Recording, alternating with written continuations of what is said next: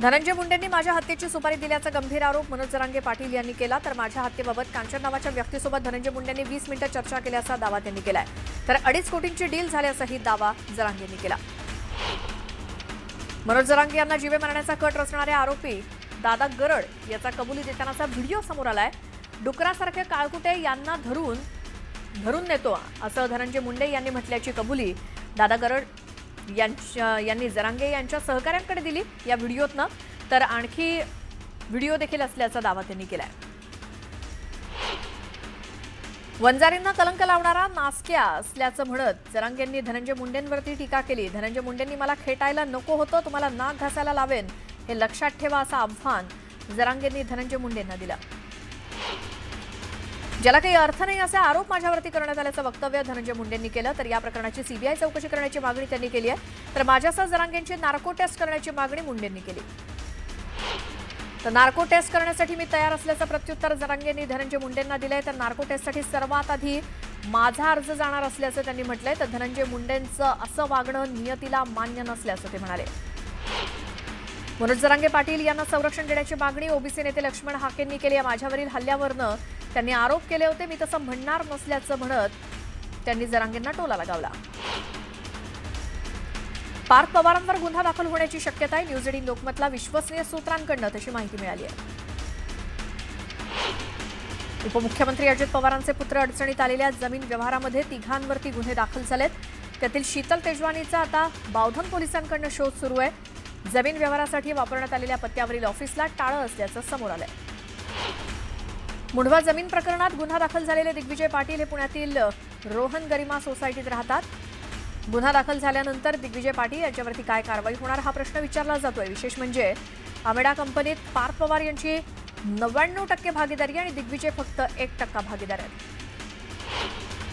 पार्थ पवार यांच्या आमेडिया LLPचा मुंढवा जमीन घोटाळा समोर आलेला असताना आता याच कंपनीचा दुसरा जमीन घोटाळा समोर आलाय। तो म्हणजे महाराष्ट्र शासनाच्या डेअरी विभागाची मालकी असलेल्या जमिनीवरती खासगी इसमाची नावं चढवून सरकारची फसवणूक केल्याप्रकरणी तहसीलदार सूर्यकांत येवले यांना निलंबित करण्यात आलं होतं। मात्र आता याही जमिनीची खरेदी ही पार्थ पवार यांच्या आमेडिया LLP कडूनच करण्यात आल्याचं उघड झालंय।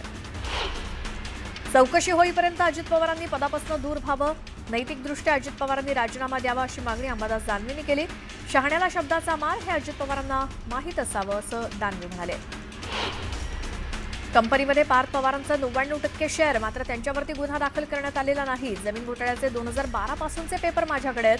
पत्रकार परिषद घेऊन पेपर सादर करणार असं अंबादास दानवे म्हणाले। तर खडसे प्रकरणात जो न्याय झाला तोच न्याय करावा अशी मागणी दानवेंनी केली।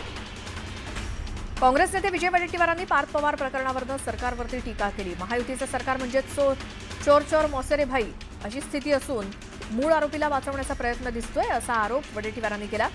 अजित पवारांच्या राजीनाम्याचं धाडस सीएम करतील का असाही सवाल वडेट्टीवारांनी विचारलाय।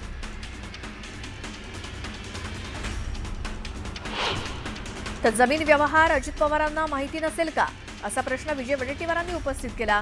तूही खा मी पण खातो असा प्रकार सुरू असून व्यवहार कसा झाला, पैसे कुठून आले हे तपासण्याची मागणी वडेट्टीवारांनी केली। तसंच आमेडिया कंपनीच्या सर्व भागीदारांवरती कारवाई व्हावी आणि जमीन तातडीनं मूळ मालकाच्या नावे करा अशी मागणी वडेट्टीवारांनी केली। पार्थ पवार प्रकरणामध्ये चौकशीचे आदेश देण्यात आले। चौकशी झाल्यानंतर पुढची दिशा ठरेल असं गिरीश महाजन म्हणाले। तर खडसेंनी राजीनामा दिलेला नव्हता, त्यांना पक्षानंच काढलं होतं असा कोचक टोला मंत्री गिरीश महाजनांनी लगावला। पार्थ पवार जमीन घोटाळा प्रकरणात मुख्यमंत्री आणि उपमुख्यमंत्र्यांनी राजीनामा द्यावा अशी मागणी काँग्रेसच्या नेत्या यशोमती ठाकूर यांनी केली।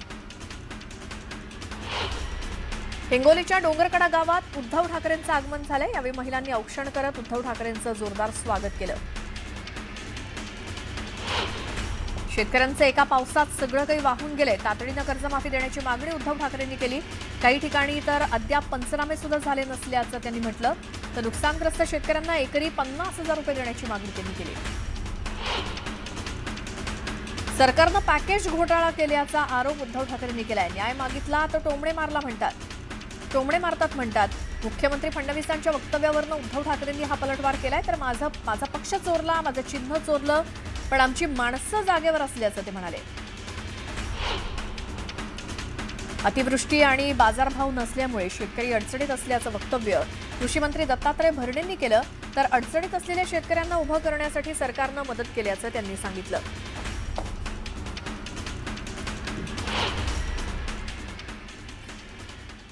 यानंतर एक मोठी बातमी आपण बघतोय. भाजपचे नारायण कुचे हे जरांगे पाटील यांच्या भेटीसाठी आलेले आहेत. ही दृश्य आपण बघतोय. भाजपचे नेते नारायण कुचे हे मनोज जरांगे पाटील यांच्या भेटीसाठी आलेले दिसत आहेत. या संदर्भात माहिती आपण घेऊयात आमचे प्रतिनिधी रवी जयस्वाल यांच्याकडनं. रवी, ही भेट नेमकी कशासाठी? आपण जर बघितलं तर आज मनोज जरांगे यांच्या घातपाताचा कट रचणारे 2 आरोपी पोलिसांनी अटक केलेली आहे आणि दोनही आरोपींना पोलिसांनी कोर्टात हजर केलेलं आहे. आणि त्याच प्रकरणी मनोज जरांगे पाटील यांनी पत्रकार परिषद घेत मोठा खुलासा आणि धनंजय मुंडेंवरती घातपाताचा आरोप केलेला आहे. आणि त्यानंतर मुख्यमंत्र्यांकडे त्यांनी चौकशीची मागणी केली होती आणि त्याच संदर्भात भाजपचे बदनापूरचे नारायण कुचे हे जरांगे यांच्या भेटीला आलेले आहेत. भाजपचे आमदार आहेत आणि त्याचबरोबर मुख्यमंत्र्यांचे अतिशय निकटवर्तीय आमदार म्हणून नारायण कुचे यांच्याकडे बघितलं जातं. आणि याच विषयी कुचे यांनी जरांगे यांची भेट घेण्यासाठी ते आंतरवालीत आलेले आहेत. दोघांमध्ये चर्चा सुरू आहे आणि नेमकं काय झालं, कशा पद्धतीचं चर्चा आहे, कशा पद्धतीचा आरोप आहे, याविषयी नारायण कुचे जरांगे यांच्याकडून सविस्तर माहिती घेत आहेत. आता दोघांमध्ये चर्चा ही सुरू आहे. थोड्याच वेळामध्ये नारायण कुचे माध्यमांशी बोलतील आणि त्यानंतर सविस्तर माहिती या ठिकाणी देतील. बिलकुल रवी, धन्यवाद या माहितीसाठी. पुन्हा पाहूयात बातम्या सुपरफास्ट. मतदार यादीतला घोळ मनसेकडनं उघडकीस आणला जातोय. नवी मुंबई मनसेकडनं खोट्या मतदारांचं जाहीर प्रदर्शन करण्यात आलं. याचं उद्घाटन मनसे नेते अमित ठाकरे यांच्या हस्ते झालं. माजी मुख्यमंत्री पृथ्वीराज चव्हाण यांना पुन्हा एकदा भाजपनं धक्का दिलाय. पृथ्वीराज चव्हाण यांचे कट्टर समर्थक भाऊसाहेब डेभे पाटील यांनी भाजपमध्ये प्रवेश केलाय. परभणीमध्ये नरहरी झिरवळ यांनी स्थानिक स्वराज्य संस्था निवडणुकीच्या पार्श्वभूमीवर बैठक घेतली. युती नाही झाली तरी स्वबळावर लढणार असल्याचं त्यांनी म्हटलं. भाजपचे नेते किरीट सोमय्यांनी साताऱ्याच्या जिल्हाधिकाऱ्यांची भेट घेतली. अनधिकृतपणे घुसखोरी करणाऱ्या बांगलादेशींवरती कारवाई करण्याची मागणी त्यांनी यावेळी केली. लक्ष्मण हाके आणि त्यांचे कार्यकर्ते मराठा कार्यकर्त्यांच्या अंगावर धावून गेले. लक्ष्मण हाके, माऊली हळवणकर आणि मराठा नेते धनाजी साखळकर यांच्यामध्ये वाद झाला. पोलिसांच्या मध्यस्थीमुळे वाद निवळला. छत्रपती संभाजीनगर जिल्ह्यातील सिल्लोडमध्ये भाजप कार्यकर्त्यांची खतचोरी सुरू असल्याचा व्हिडिओ ट्विट करत अंबादास दानवेंनी गंभीर आरोप केला. डुप्लिकेट खतांची बॅग ज्याची किंमत 250 रुपये आहे त्यातील बोगस खतं शासकीय खतांच्या बॅगांमध्ये भरतानाचा हा व्हिडिओ आहे.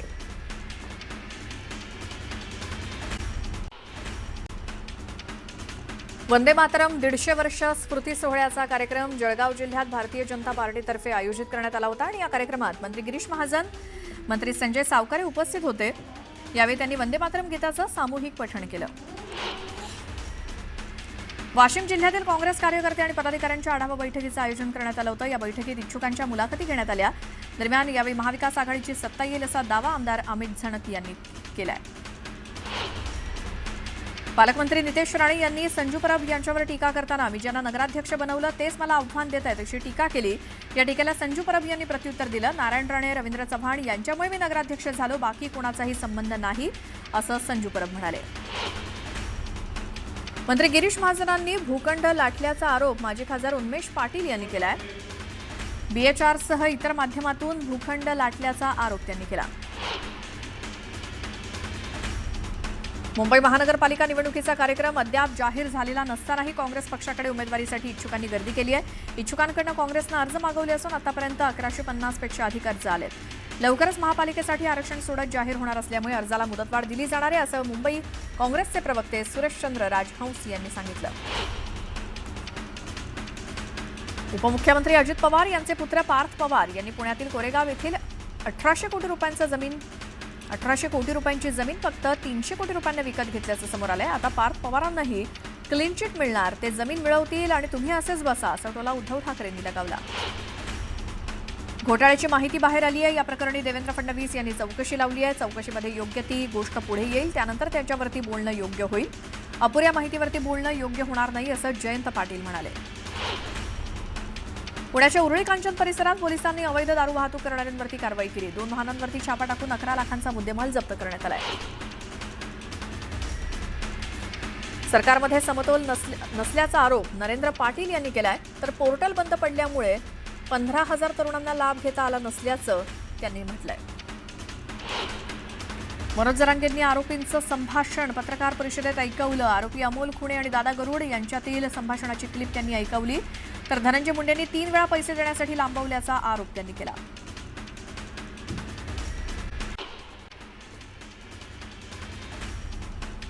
विप्रो कन्झ्युमर केअर अँड लाइटिंगनं विप्रो केअर्सच्या सहकार्यानं यावर्षी महाराष्ट्रामध्ये आपला प्रमुख संतूर स्कॉलरशिप उपक्रम राबवलाय. आर्थिकदृष्ट्या दुर्बल असलेल्या आणि अविकसित जिल्ह्यातील तरुणींना सशक्त करण्यासाठी उच्च शिक्षणाची संधी उपलब्ध होणार आहे. त्यामुळे तरुणींचं उज्ज्वल भविष्य घडणार आहे. दक्षिण कोकणचे प्रतिपंढरपूर म्हणून ओळखल्या जाणाऱ्या श्रीदेवी सोनुर्ली मंदिराचा पारंपरिक जत्रोत्सव मोठ्या भक्तिभावात आणि उत्साहात संपन्न झाला. रात्री 12 वाजता देवीची पालखी काढून जत्रोत्सवाला सुरुवात झाली. भक्तगणांच्या जय देवी सोनुर्ली माताच्या जयघोषानं संपूर्ण परिसर दुमदुमला. पुण्यामध्ये महाराष्ट्र नवनिर्माण विद्यार्थी सेनेनं आंदोलन केलं. जेवणामध्ये अनेकदा झुरळं, माशा, स्टेपलरच्या पिना आढळून आल्याचा आरोप करण्यात आलाय. तातडीनं विद्यार्थ्यांना योग्य सुविधा पुरवण्याची मागणी करण्यात आली आहे. अहिल्यानगरच्या कोळपेवाडीत 3 दिवसीय कृषी महोत्सवाचं आयोजन करण्यात आलंय. कृषी मंत्री दत्तात्रय भरणे यांच्या उपस्थितीत कृषी महोत्सवाला सुरुवात झाली. सांगलीतल्या ऐतिहासिक आयर्विन पुलाच्या समांतर पूल वाहतुकीसाठी खुला करण्यात आलाय. पालकमंत्री चंद्रकांत पाटील यांच्या हस्ते पुलाचं लोकार्पण करण्यात आलं. सांगलीकरांना याचा मोठा फायदा होणार आहे. सांगली जिल्ह्यातील शेतकऱ्यांना 2 एकर द्राक्ष बागच काढून टाकली. निसर्गाच्या लहरीपणाला कंटाळून शेतकऱ्यांना हे टोकाचं पाऊल उचललं. सरकारनं द्राक्ष उत्पादकांना कर्जमाफी देऊन द्राक्ष बागा जगवण्यासाठी सहकार्य करण्याची मागणी करण्यात आली आहे.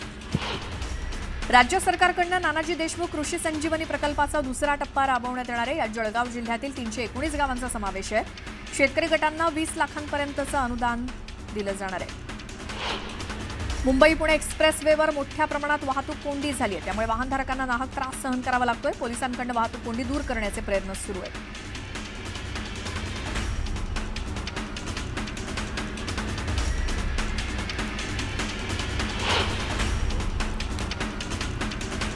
सांगलीच्या आटपाडी तालुक्यातील उत्तरेश्वर देवाची कार्तिकी यात्रा ही पशुधनप्रेमी शेतकऱ्यांच्या आयुष्यातला एक मोठा सोहळा असतो. दरवर्षीप्रमाणे यंदा देखील पहाटेपासूनच यात्रेच्या मैदानावरती हजारोंच्या संख्येनं बकऱ्या, मेंढ्या दाखल झाल्यात आणि ढोल ताशा, हलगी, लेझीम यांच्या गजरात वातावरण भारून गेलंय. यात्रेमध्ये तब्बल 4 कोटींची उलाढाल झाली.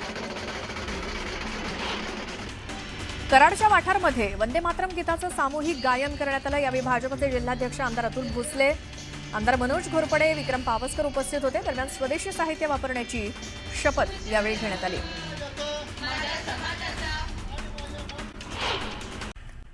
ब्रेकनंतर आपण थेट पुण्यातली ही दृश्य बघतोय. पार्थ पवार यांच्या विरोधात पुण्यामध्ये मनसेकडनं आंदोलन केलं जात आहे. महाराष्ट्र नवनिर्माण सेनेचे कार्यकर्ते, पदाधिकारी हे आज रस्त्यावरती उतरलेत. पुण्यामध्ये हा पुतळा जाळलाय त्यांनी आणि पार्थ पवार यांच्या निषेधार्थ आंदोलन केलं जात आहे. पुण्यातल्याच या शासनाच्या जमिनी आहेत ज्या कमी भावामध्ये खरेदी केल्यात पार्थ पवार यांच्या कंपनीनं, असा आरोप आहे. आणि या सगळ्याचाच निषेध करण्यासाठी आज पुण्यामध्ये मनसेचे नेते, कार्यकर्ते हे रस्त्यावर उतरलेत. हातात बॅनर घेऊन त्याचसोबत एक पुतळा देखील जाळलेला दिसतोय. आणि मनसेच्या नेत्यांकडनं या संपूर्ण प्रकरणाविषयी निषेध करत आंदोलन केलं जात आहे. पुण्यामध्ये प्रतिकात्मक पुतळा मनसेच्या नेत्यांनी जाळलेला दिसतोय. मनसेचं पार्थ पवार यांच्या विरोधातलं हे पुण्यातलं आंदोलन.